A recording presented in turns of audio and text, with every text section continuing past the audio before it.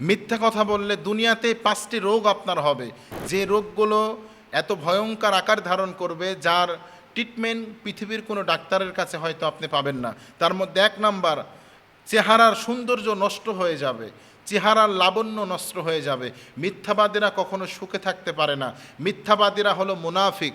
আল্লাহর হাবিব সাল্লাল্লাহু আলাইহি ওয়াসাল্লাম বলছেন মুনাফিকের 3টা লক্ষণ।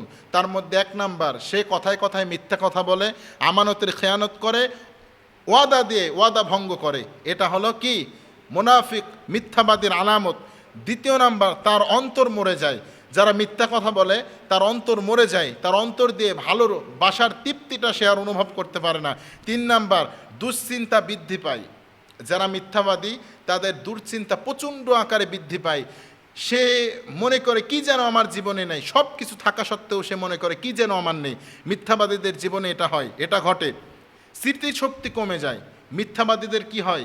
স্মৃতিশক্তি লোপ পায়, তার স্মৃতিশক্তি কমতে থাকে। প্রিয় ভাইয়েরা আমার, এজন্য মিথ্যাবাদীদের সাথে আমরা বন্ধুত্বর সালে আমরা থাকবো না, মিথ্যাবাদীদের থেকে দূরে থাকবো, মিথ্যা কথা থেকেও দূরে থাকবো। মিথ্যা কথা আমাদের স্মৃতিশক্তিকে একবারে দুর্বল করে ফেলে। এরপরে 5 নাম্বার, মানুষের সাহায্য বন্ধ হয়ে যায় যদি কেউ মিথ্যা কথা বলে। আপনি আজকে যার সামনে মিথ্যা কথা বলছেন, একদিন আপনার আসল চেহারা যদি প্রকাশ পেয়ে যায়, সারা জীবনের জন্য সে আপনাকে ঘৃণার চোখে দেখবে।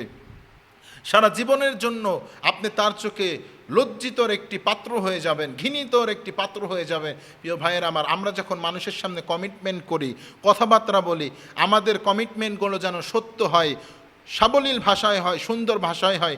আমরা যেন মিথ্যা ছলনায় মানুষদেরকে ফাঁসিয়ে ধোঁকা দিয়ে আমরা যেন জয়ী হতে না চাই। যদি আপনি জয়ী হতে চান, এমন একটা দিন আসবে যেখানে আপনি ধ্বংস হয়ে যাবেন, লাঞ্ছিত হয়ে যাবেন, এবং এমন একটি লাঞ্ছিতময় পরিস্থিতির মধ্যে আল্লাহ তাআলা নিজ হাতে আপনাকে ছেড়ে দিবেন, যেখান থেকে ফিরে আসা আপনার জন্য সম্ভব নয়, যেটা আপনার মৃত্যুর কারণ হয়ে দাঁড়াবে। ঠিক কিনা বলো যুবক ভাইয়েরা?